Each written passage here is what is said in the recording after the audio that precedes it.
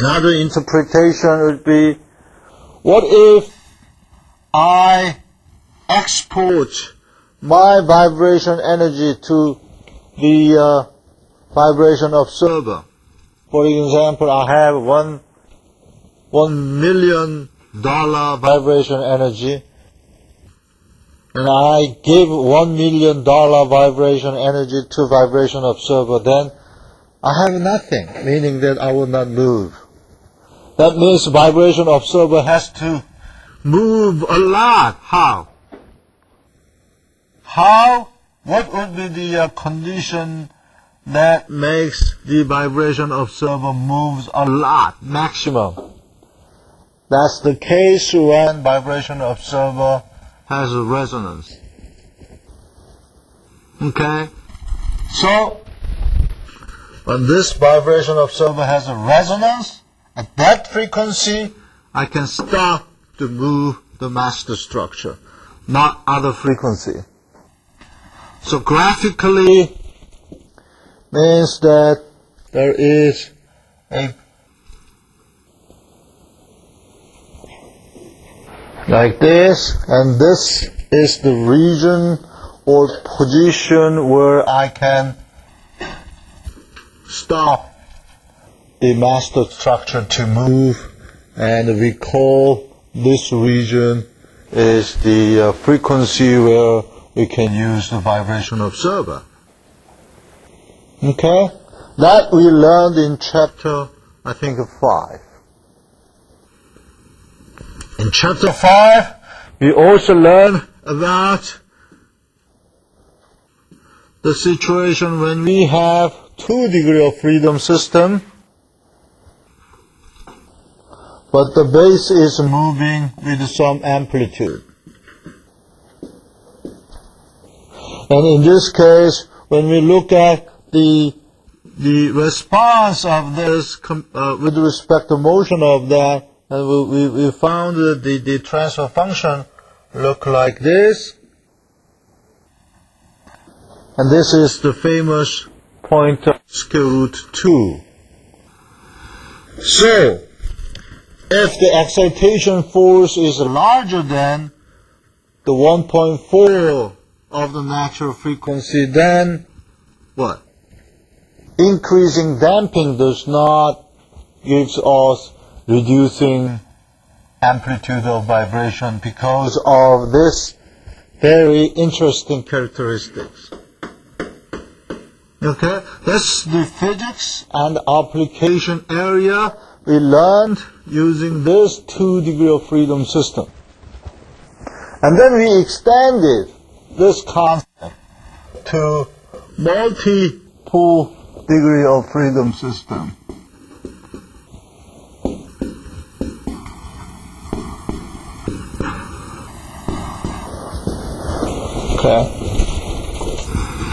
Okay. The only difference is this mass matrix gets bigger and bigger.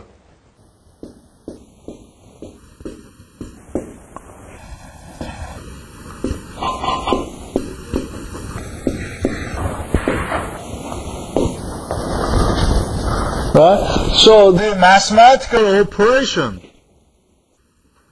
that was used to analyze 2 degree of freedom system is exactly applicable for the multiple degree of freedom system. So again, we have to find the transfer function or transfer matrix that can decouple the K matrix. And then everything can be converted into single degree of freedom system. And in this context, we draw the displacement of each mass that is the mode shape. It's a new concept. Mode shape means that for each frequency describing how these masses are moving for each natural frequency. So in some case, This might move like this, then we call this point is nodal point, which is the point where we don't have any motion.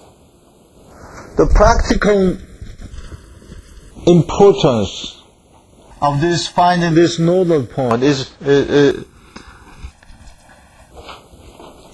following. For example, if we have a muffler system for automobile, we have to know where the nodal point is to find the location to put our muffler into the body, for example. Or in the space shuttle, the same thing. Right? And then we extended this to the continuous system, and we found that every continuous system is satisfied by the following.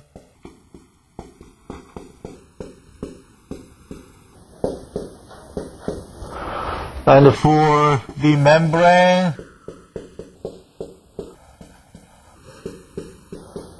and for the beam,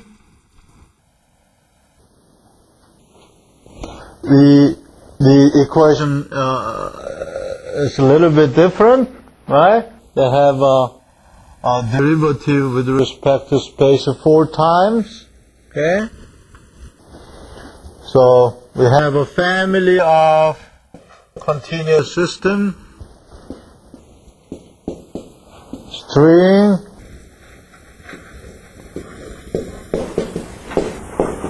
bar,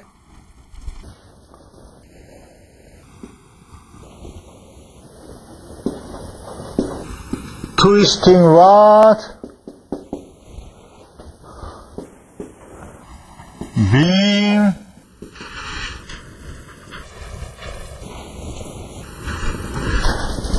and the mathematical approach to understand the vibration of a continuous system was like this, okay, using separation of a variable.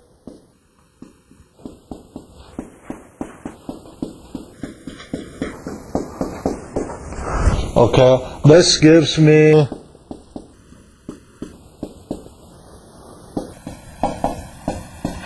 I always confuse, is this C square or 1 over C square? 1 over C square, okay. Okay, and first to solve this,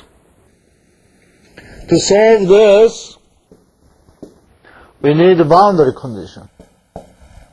Okay, so boundary condition gives me the solution for the string case like this.